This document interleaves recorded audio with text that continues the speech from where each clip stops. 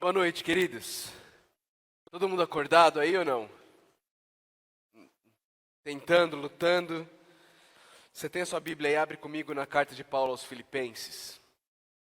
Por favor.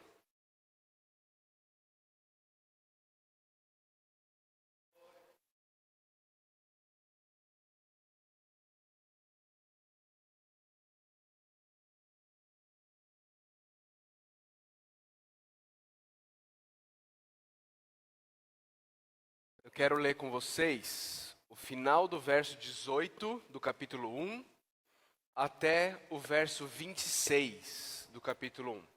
Filipenses 1, finzinho do verso 18 até o verso 26. Eu vou começar na minha versão onde fala: de fato continuarei a alegrar-me, no verso 18, tá bom? Ouça com fé a leitura da palavra de Deus. De fato, continuarei a alegrar-me, pois sei que o que me aconteceu resultará em minha libertação, graças às orações de vocês e ao auxílio do Espírito de Jesus Cristo. Aguardo ansiosamente e espero que em nada serei envergonhado. Ao contrário, com toda a determinação de sempre, também agora Cristo será engrandecido em meu corpo, quer pela vida, quer pela morte. Porque para mim o viver é Cristo e o morrer é lucro. Caso continue vivendo, já não sei o que escolher. Estou pressionado dos dois lados. Desejo partir e estar com Cristo, que é muito melhor. Contudo, é mais necessário por causa de vocês que eu permaneça no corpo. Convencido disso, sei que vou permanecer e continuar com todos vocês para o seu progresso e alegria na fé, a fim de que pela minha presença, outra vez, a exultação de vocês em Cristo Jesus transborde por minha causa. Vamos orar mais uma vez? Santo Deus, nós precisamos de Ti, Deus. Nós precisamos do Senhor. Nós estamos aqui reunidos em Teu nome, debaixo da autoridade da Tua palavra, como Teu povo, e chegamos até o Senhor pelos méritos do Teu Filho, Senhor Jesus Cristo, e suplicamos pelo auxílio, pela obra auxiliadora do Teu Santo Espírito em nossas vidas, Deus. Por favor, em nome de Cristo Jesus. Amém. Queridos, eu queria propor para vocês nessa noite que para morrer, ou melhor, para viver e morrer feliz, você precisa viver para algo que a morte irá potencializar e não tomar de você. Para viver e morrer feliz, você precisa viver para algo que a tua morte irá potencializar ao invés de tomar de você. O texto que a gente acabou de ler, ele contém um dos versos mais conhecidos de toda a Bíblia, o verso 21, onde o apóstolo Paulo faz uma afirmação forte e bela, dizendo que para ele, o viver é Cristo e o morrer é lucro, ok? Um versículo amplamente conhecido e muito bonito. E sem dúvida alguma, esse que de fato é um dos versículos mais lindos da Bíblia, ele resume de forma bastante sintática e bela o coração do apóstolo aos gentios. O coração desse judeu que transformou o cristianismo em uma religião sem fronteiras de raça, língua ou nação. Eu quero começar esse tempo aqui hoje fazendo você pensar sobre o que é o seu viver. Se você tivesse que preencher essa lacuna de uma frase dizendo, pois para mim o viver é. Como você preencheria essa lacuna? Agora, eu não quero que você preencha com aquilo que você sabe ser a resposta certa. Mas eu gostaria que você preenchesse com aquilo que de fato é a realidade sobre a sua vida. Para você, o viver é. Como você preencheria essa lacuna de forma honesta? E eu preciso que você preencha de forma mais honesta possível. Porque só assim você vai ser capaz de reconhecer o que é o seu viver. E isso vai ser extremamente útil para te ajudar a entender por que muitas vezes eu e você vivemos vidas onde nós não encontramos nem alegria e nem satisfação. A realidade, queridos, é que a maneira como eu e você preenchermos essa lacuna vai determinar a maneira como eu e você iremos morrer. Antes da gente seguir aqui na exposição do texto, é importante a gente entender a realidade do apóstolo Paulo. O pastor Wilson pregou expondo Efésios, e lá na primeira pregação dele ele já disse que Paulo escreve algumas cartas naquele aprisionamento. Ele falou sobre Efésios, e depois o pastor Heber falou sobre Colossenses, que também foi escrito durante essa prisão, e agora Filipenses. Todas essas cartas são epístolas da prisão. Paulo está preso. Paulo está preso em Roma, aguardando para ser julgado. Ele tem um compromisso, ele tem um julgamento diante de César, e nesse julgamento ele poderia ser inocentado, ou ele poderia ser condenado à morte. E Paulo, então, contemplando a possibilidade de vir a morrer muito em breve, ainda assim ele diz, no finalzinho do verso 18, de fato, continuarei a alegrar-me. Queridos, como pode o apóstolo Paulo, como pode alguém que está no corredor da morte, ter tamanha convicção de sua alegria presente, mas também da sua alegria futura? Olha aí para o final do versículo 18, Paulo está falando sobre algo que viria a acontecer. Ele está falando, de fato, eu continuarei a alegrar-me, passado, presente ou futuro? Alô? Planeta Terra chamando. Passado, presente ou futuro? Alegrar-me, continuarei a alegrar-me. Futuro. Paulo está certo. Paulo tem convicção. Ele está convicto de que ele não apenas está alegre, mas que ele continuará a se alegrar. Como pode isso? Vamos olhar para o texto. E vamos achar no texto a resposta para essa e outras perguntas. Olha um pouquinho antes, ainda no versículo 18.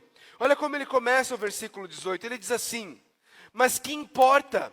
O importante é que de qualquer forma, seja por motivos falsos ou verdadeiros, Cristo está sendo pregado e por isso eu me alegro. No texto de hoje, Paulo deixa de relatar a sua situação presente e ele começa a conjecturar com os filipenses sobre o seu futuro. E ele conjectura sobre muitas coisas, mas ele não fala sobre a situação do coração dele.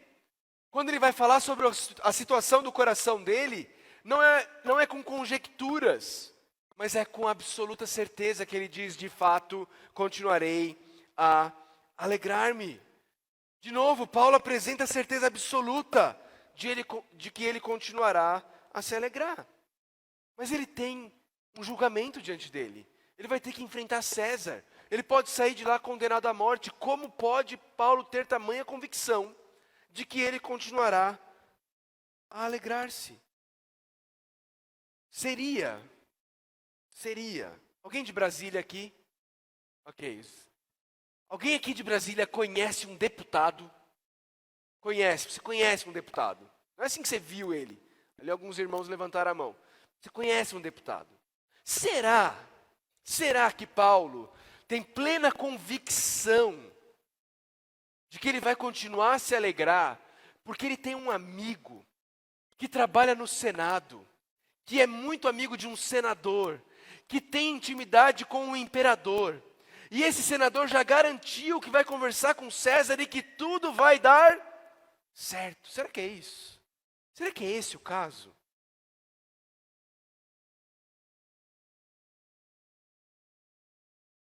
No versículo 19, acompanha comigo aí na sua Bíblia.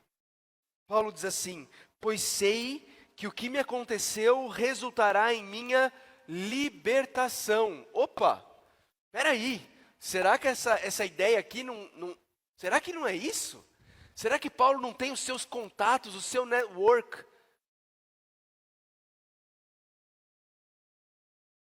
Eu creio que não. Mas quando de fato a gente lê o versículo 19, a impressão que a gente tem é essa. Especialmente se na sua versão a palavrinha é libertação. Tem alguém aqui que a palavrinha é outra na sua versão? No verso 19? Salvação. Aleluia. Oi?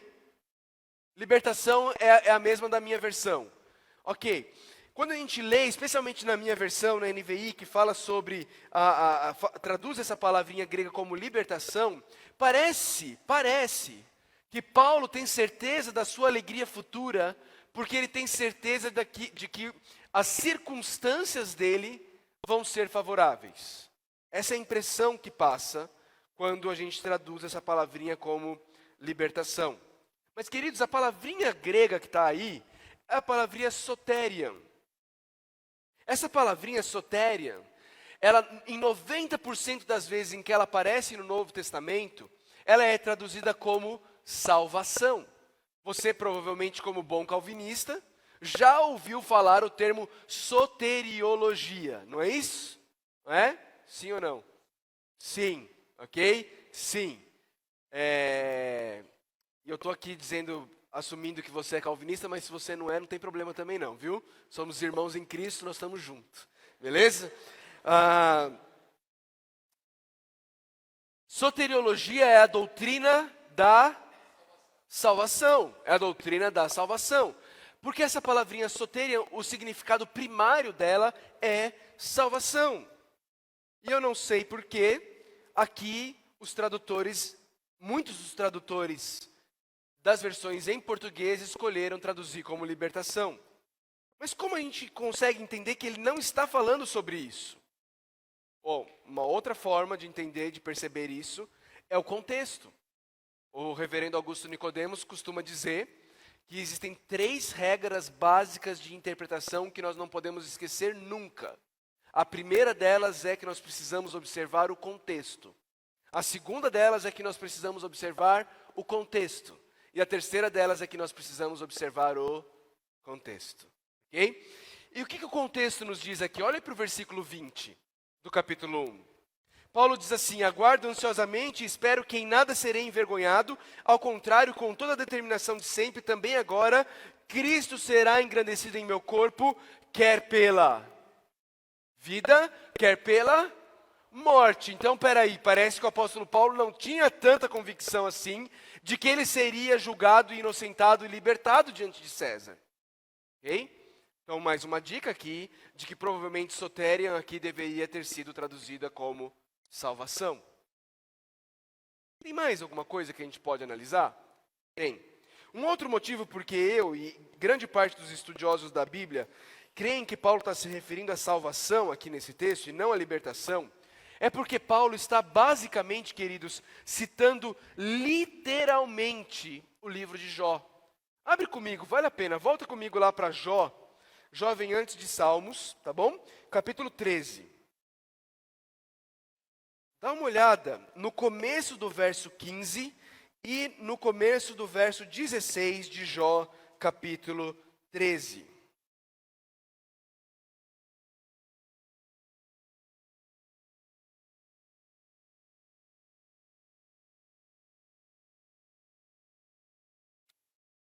Olha o que dizem os versos 15 e 16 de Jó 13.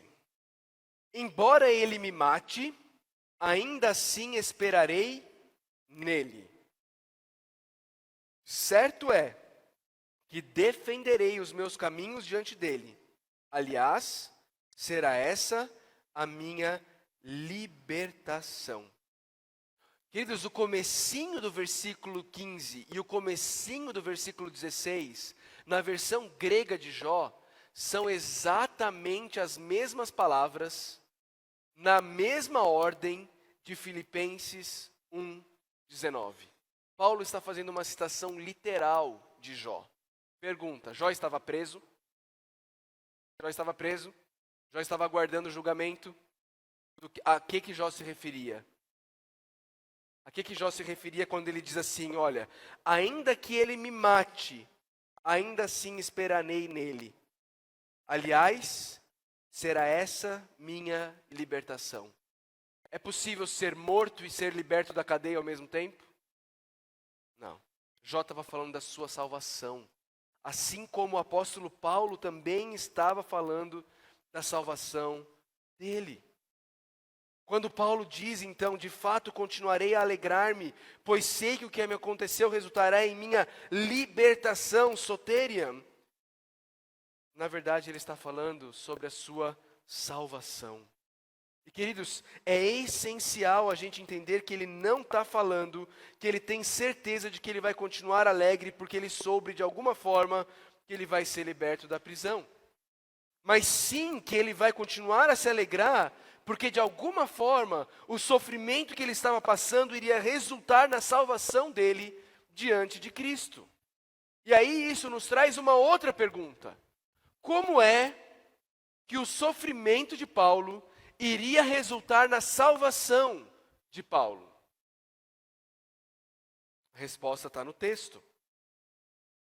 Olha comigo de novo, para o versículo 19. Pois sei o que me aconteceu resultará em minha libertação, graças a quê? Segunda parte do verso 19, olha aí. Graças a duas coisas: as orações de vocês e ao auxílio do Espírito de Jesus Cristo. Queridos, é importante perceber onde estava depositada a confiança do apóstolo Paulo. Onde estava depositada a confiança de Paulo de que ele conseguiria passar por essa tribulação sem abandonar Cristo. Ele não confiava na própria força dele. Ele não confiava na força de vontade dele. Ele não confiava nos anos e anos que ele tinha frequentado a igreja. Ele não confiava em seu conhecimento como rabi. Paulo confiava de que ele seria mantido firme na fé em meio à tribulação, graças ao Espírito de Jesus Cristo, que lhe supriria a perseverança na fé, para passar pela tribulação, sem envergonhar a Cristo, mas engrandecendo Cristo, no meio da tribulação. Como é que esse auxílio, essa provisão do Espírito, iria acontecer na vida de Paulo? Graças às orações da igreja local. Paulo tinha certo de que a ação do Espírito Santo preservando a fé dele, fortalecendo a fé dele em meio à tribulação, iria acontecer por meio da oração da igreja local. Irmão, minha irmã, somente o Espírito do Senhor Jesus Cristo pode te capacitar a viver para Jesus Cristo e a perseverar com fé em meio ao sofrimento e às tribulações dessa era perversa na qual nós vivemos. E a ação do Espírito Santo na vida dos cristãos, ela acontece em dois contextos. O primeiro contexto é a oração da igreja local. E o segundo contexto é o contexto da palavra de Deus. A igreja de Filipos estava orando por Paulo e Paulo estava embebido na palavra de Deus. Como nós sabemos disso? Ora, ele não acabou de fazer uma citação literal do livro de Jó? Como é que ele fez essa citação literal? Muito provavelmente de cabeça. Muito provavelmente porque ele conhecia. Muito provavelmente porque ele tinha fresco na mente dele e ardia no coração dele a palavra de Deus. E é nesses dois contextos que o Espírito Santo de Deus habita. Não habita, age. É no contexto da oração da igreja e é no contexto da palavra de Deus. A igreja orava por Paulo, Paulo mantinha a palavra de Deus fresca em sua mente e seu coração. E é por isso que ele tinha convicção de que ele continuaria a se alegrar, porque ele seria salvo em meio a todo aquele sofrimento. Próxima pergunta que nós precisamos fazer a esse texto é o que é que Paulo mais queria em meio a toda essa situação de dor e de sofrimento. Veja a resposta no versículo 20. Ele diz assim no versículo 20: aguardo ansiosamente e espero que em nada serei envergonhado. Ao contrário, com toda a determinação de sempre, também agora, Cristo será engrandecido em meu corpo, quer pela vida, quer pela morte. Queridos, Paulo está prestes a ser julgado por César. Ele está prestes ele está no corredor da morte. Mas o que não sai de sua cabeça não é o medo do encontro com César, não é o medo da morte, não é o medo do que César vai decidir sobre o futuro dele ou não.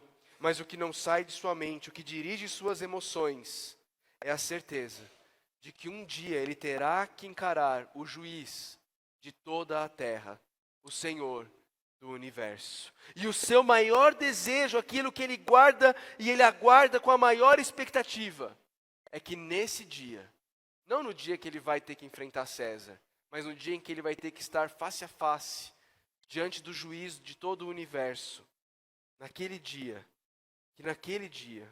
ele não tenha do que se envergonhar, mas que pelo contrário, Cristo seja exaltado na vida dele e na morte dele. Interessante que aqui no versículo 20, Paulo usa uma palavra muito forte. Essa aqui foi traduzida como aguardo ansiosamente. Essa é a mesma palavrinha que Paulo usa lá em Romanos 8,19, quando ele fala que a natureza criada, ela anseia com grande expectativa, como nas dores de parto. Paulo está dizendo, eu sinto da mesma forma. Eu tenho essa grande ânsia no meu coração, essas dores de parto na minha alma, para que no dia que eu estiver face a face com o meu Senhor, com o meu juiz, eu não seja envergonhado, mas Cristo seja exaltado, engrandecido na minha vida e na minha morte. Esse era o anseio de Paulo. Era isso que dominava a mente e o coração de Paulo. Ele não queria ter do que se envergonhar diante de Deus em seu julgamento. Ele queria que Cristo fosse engrandecido pela maneira como ele viveu e pela maneira como ele morreu.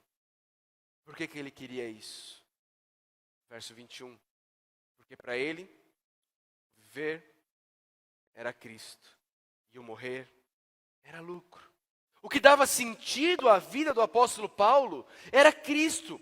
Ele vivia para honrar Cristo, para engrandecer Cristo, para exaltar Cristo, para proclamar Cristo, para saborear Cristo, para glorificar Cristo. Era para isso que ele vivia.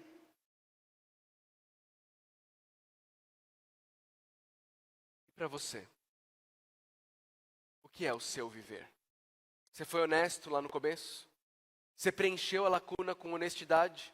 Ou você só colocou a resposta certa, enganando a você mesmo? Você conseguiu analisar o seu coração e perceber para o que você tem vivido? Queridos, a maneira como você preencher essa primeira lacuna vai determinar como será preenchida a segunda lacuna. Olha aí para o versículo 21 na sua Bíblia. Porque para mim o viver é, apaga Cristo. E responde aí. Não apaga de verdade não, viu? Na sua Bíblia aí não. Só faz de conta que não tem Cristo mais aí. E depois, tira a palavrinha lucro também. Como fica para você? Para Paulo, morrer era lucro, porque para ele viver era Cristo. Eu não sei se você consegue entender isso, mas quando o apóstolo Paulo morresse, a morte não iria fazer nada com ele, além de potencializar na vida dele aquilo para o qual ele havia vivido. Ao morrer, tudo que Paulo vivia não lhe seria tirado. Ele, pelo contrário, receberia uma porção ainda maior, mais plena, mais completa. Ele vivia para Cristo e ao morrer ele receberia o quê? Mais de Cristo, porque agora ele estaria com Cristo de forma plena, de forma completa, face a face. Por isso ele poderia dizer que para ele o morrer era lucro. Era lucro. Você percebe o que eu estou tentando te mostrar, queridos? A maneira ou a razão para a qual você vive vai determinar o que vai ser a sua morte para você. Para Paulo, morrer era lucro porque o viver era Cristo. Veja o que ele diz no versículo 23. Ele diz assim: estou pressionado dos dois lados, desejo partir e estar com Cristo, o que é muito melhor, muito melhor, muito melhor. Por que é que para Paulo morrer é lucro? Porque a morte ia dar para ele mais daquilo ou daquele para quem e por quem ele vivia. Então, se para você viver for Cristo, a morte será lucro. Mas se para você viver for dinheiro, então a morte vai ser ou falência.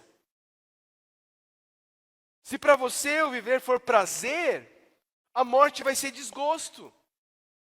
Se para você o viver for poder, a morte vai ser fracasso. Se para você o viver é relacionamentos, a morte vai ser solidão. Se para você o viver é beleza, a morte vai ser apodrecer. Se para você o viver é a sua reputação, a morte será o seu esquecimento. Meu irmão, minha irmã, só tem um jeito de ganhar na morte mais daquilo pelo que você vive. É viver para Cristo. Só assim o seu morrer vai ser lucro. Não tem outro jeito.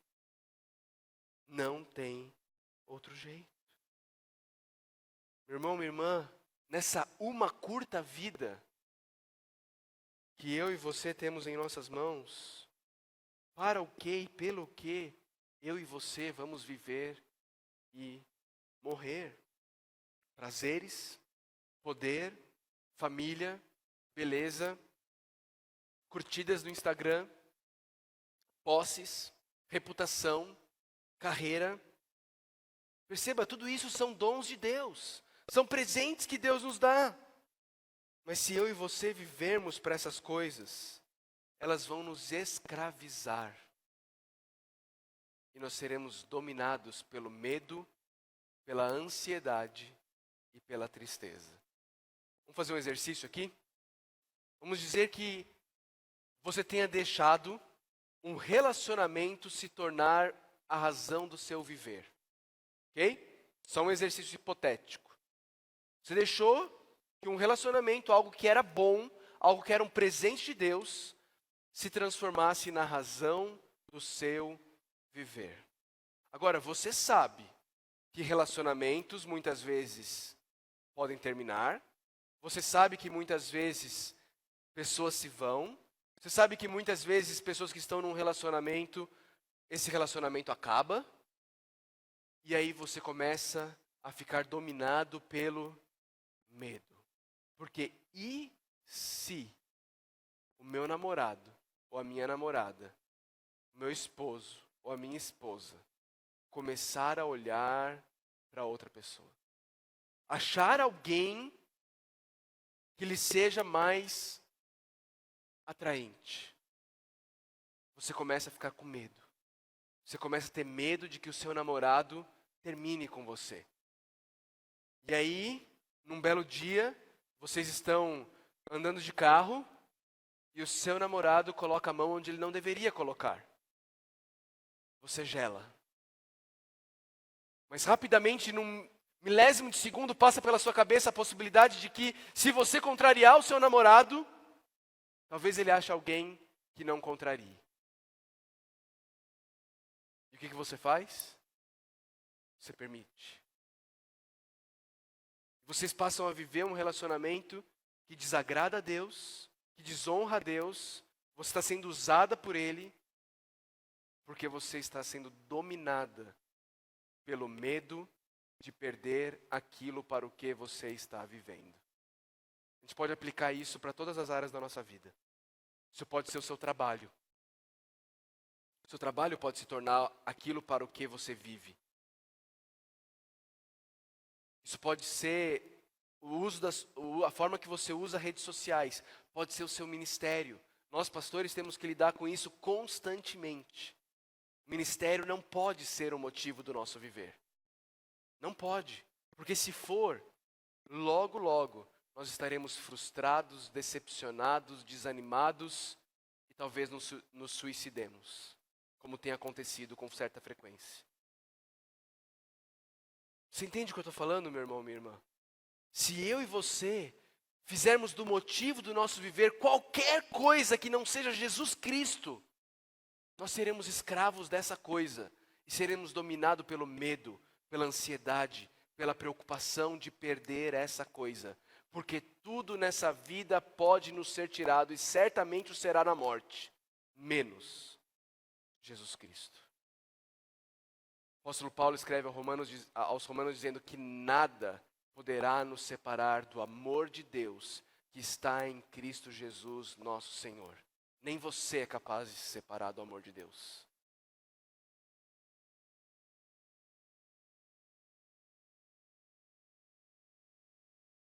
Esses medos, eles nos sufocam, eles nos prendem e fazem com que eu e você nós sejamos incapazes de experimentar essa alegria libertadora que só o viver para Jesus é capaz de dar.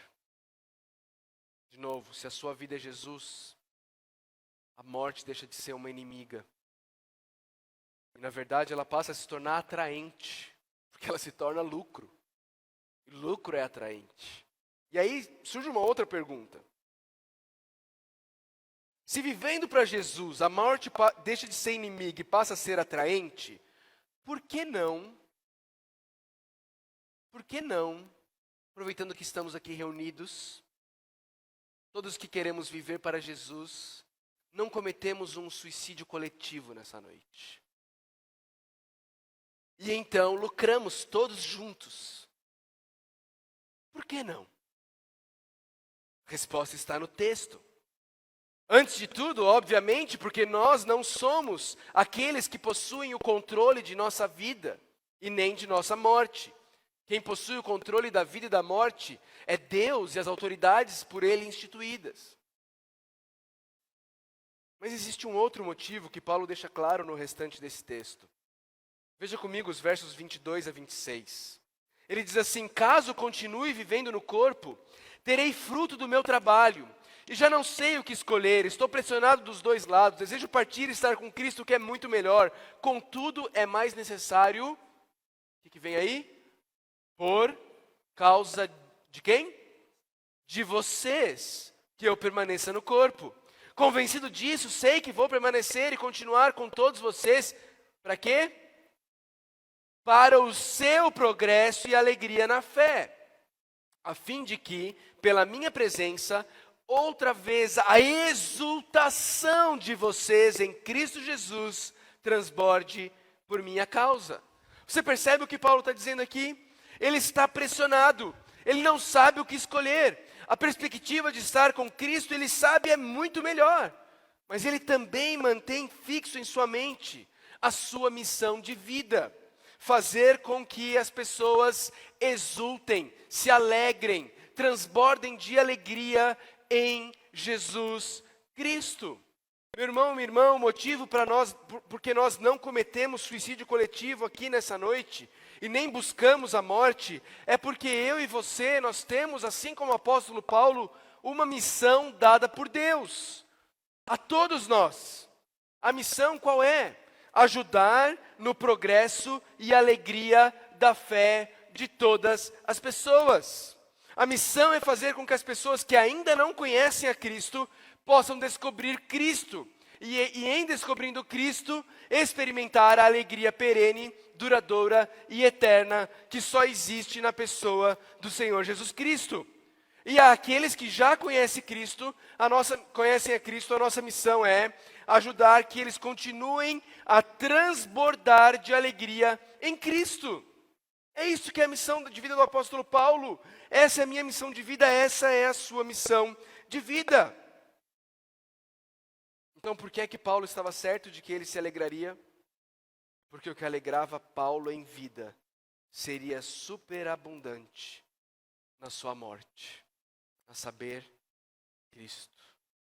Cristo era a alegria de Paulo em vida, e Cristo lhe seria dado em porção sem precedente quando ele morresse.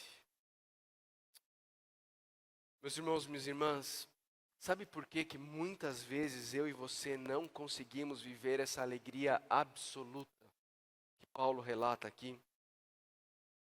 Sabe por quê que nós vivemos no Brasil, dentro das igrejas, uma epidemia de tristeza profunda? Uma das respostas muito possíveis e prováveis é porque cada vez mais eu e você temos vivido para coisas que nos podem ser tiradas a qualquer momento das nossas vidas e que certamente nos serão na nossa morte. E então, quando nos tiram essas coisas, um relacionamento, uma vaga numa faculdade, uma carreira promissora, a nossa saúde, quando nos tiram essas coisas, nós não conseguimos mais ver motivo para viver. Ou pelo menos não conseguimos mais ver motivo para sorrir. Porque a nossa alegria era muito frágil. Nossa alegria estava em coisas muito frágeis.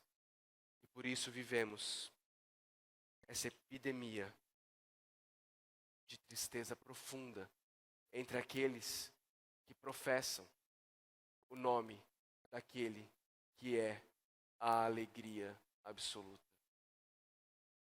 É porque relegamos a Jesus apenas o carimbo do passaporte para o céu e achamos que podemos viver essa vida aqui, baseando a nossa alegria nas coisas criadas, ao invés de basearmos no nosso Criador.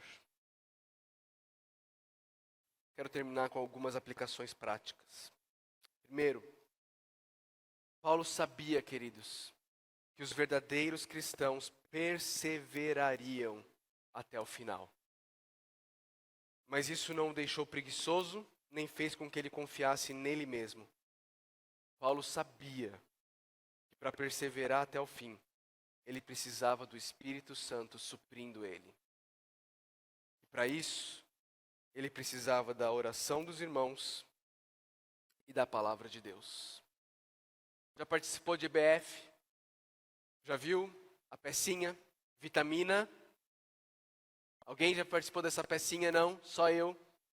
Alguém, por favor? Pecinha, fala para as crianças que elas precisam de uma vitamina, que é uma vitamina BO. Alguém mais? Por favor, muito obrigado. Glória a Deus pela vida da irmã. BO.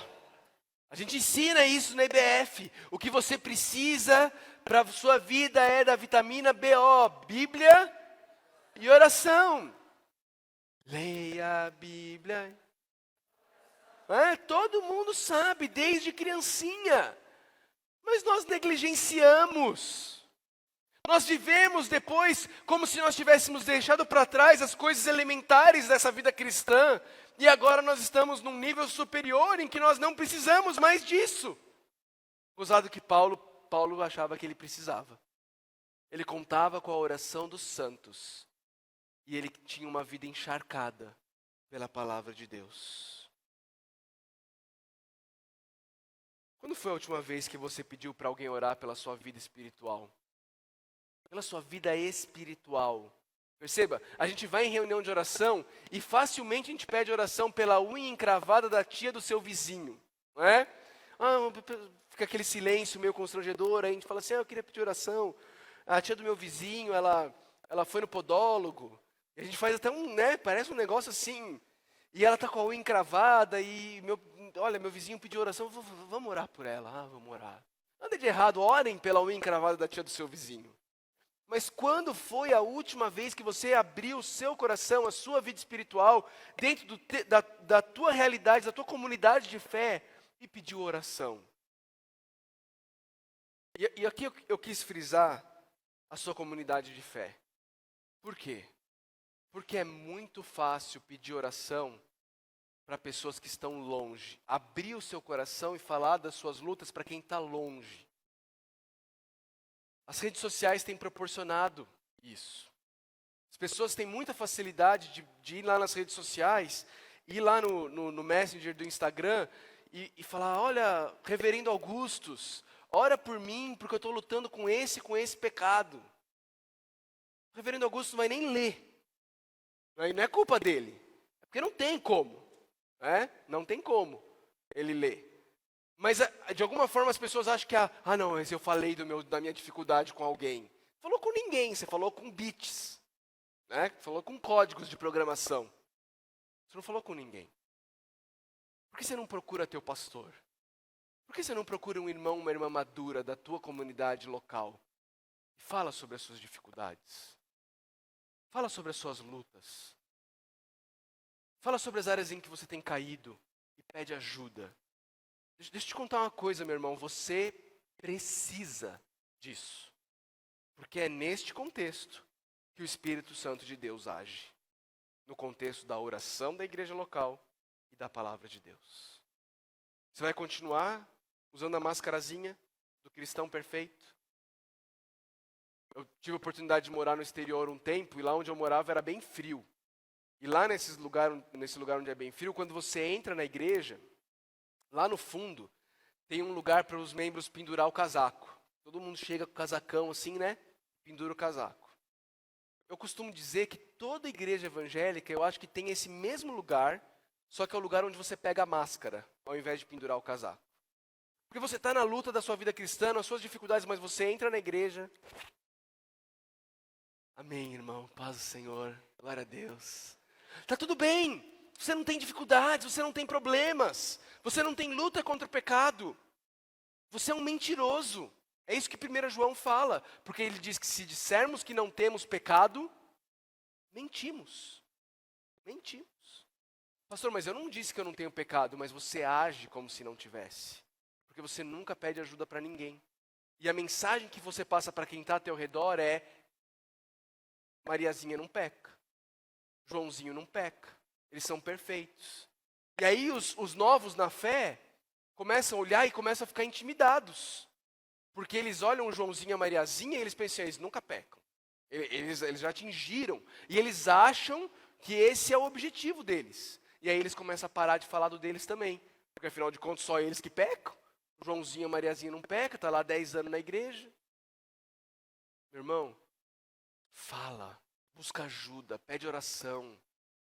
Pede oração. Deixa eu tocar uma ferida aqui.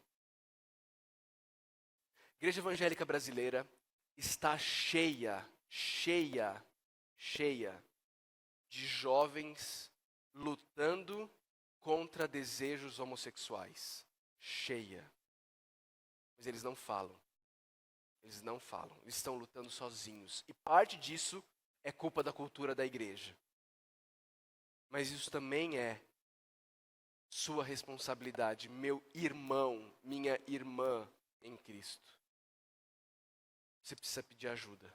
Você precisa procurar homens e mulheres maduros da sua igreja, que vão ter maturidade para te ouvir, para te amar e para caminhar com você. O mesmo se aplica para você que tem desejos heterossexuais e tem desejo de suprir esses desejos de forma ilícita, imoral, fora do casamento. Mesma coisa. Busque ajuda. Pare de lutar sozinho. Peça oração. Porque é no contexto da oração e da palavra na igreja local que o Espírito Santo de Deus age em nossas vidas. Primeira pergunta foi: quando foi a última vez que você pediu para alguém orar por sua vida espiritual? A segunda é: quando foi a última vez que você orou pela vida espiritual de alguém? Quando foi a última vez que você se importou pela vida espiritual de um irmão, de uma irmã da tua igreja? Quando foi a última vez que você perguntou com que você tem lutado? Como eu posso te ajudar? Quando foi a última vez que você orou dessa forma pelos líderes da sua igreja? Deixa eu te contar uma coisa: o seu pastor peca. Ele peca. Ele precisa de oração. Ele precisa das suas orações. Terceira pergunta: a palavra de Deus é parte da sua vida cotidiana? Ou virou um aplicativo que você abre no domingo? Tem alguns celulares que você consegue ver o tempo de uso de cada aplicativo. Dá uma olhada lá assim.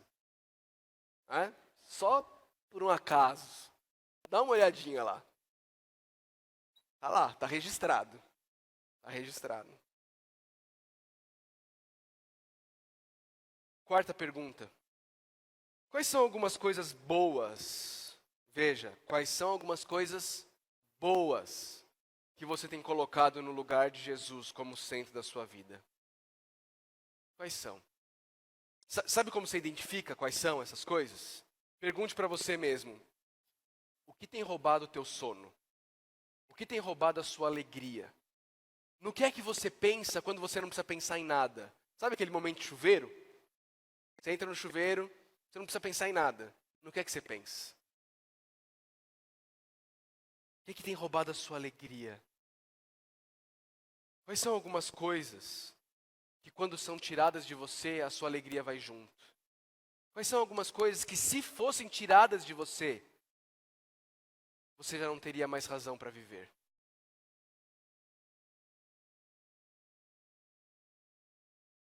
Querido, se o seu viver for Cristo, ele vai ser marcado pelo desejo de levar Cristo aos que ainda não o conhecem. Não é isso que Paulo falou?